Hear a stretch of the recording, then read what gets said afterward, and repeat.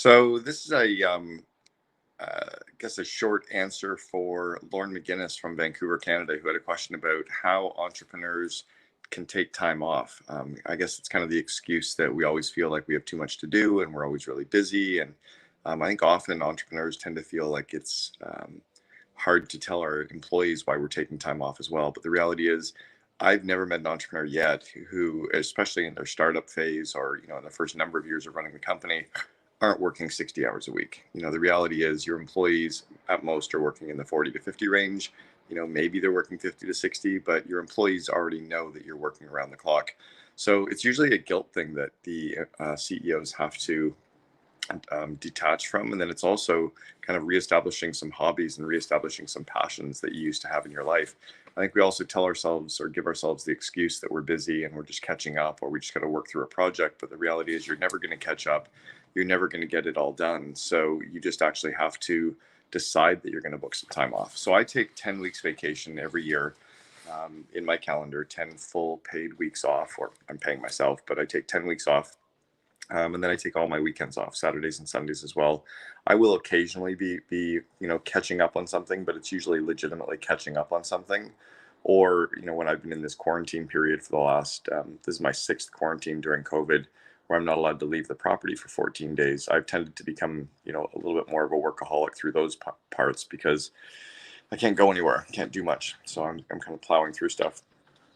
But when you're working at night and working on weekends, that tends to be an excuse that you're giving yourself for being busy, because you're never going to catch up. You'll just set more goals. You'll buy another company. You'll spin off a division. You'll start your next idea.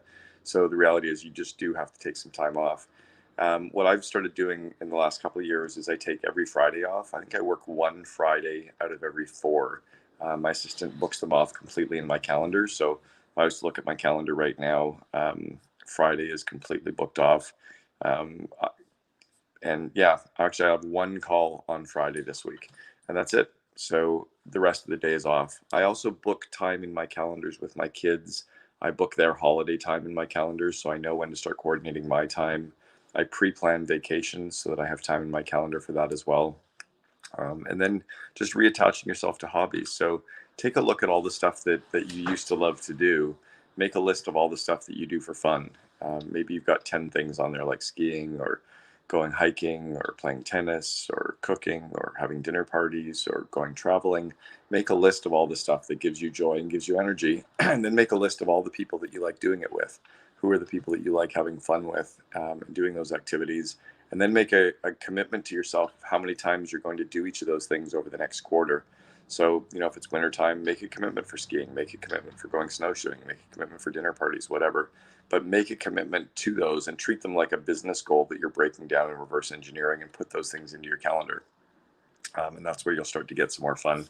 And then when you're away, if you're away traveling, away working, try to disconnect from work while you're traveling as well. Get out of the hotel, go for a walk, go for a run, go for a hike, go explore.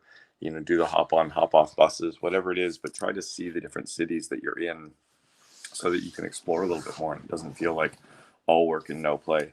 I've also started to spend my time on planes working, where I'm really trying to get a lot of work done on the planes. But when I'm at home, I try to disconnect and hang out with my kids or hang out with my friends. So I hope that's helpful. And Lauren, thanks again for the question.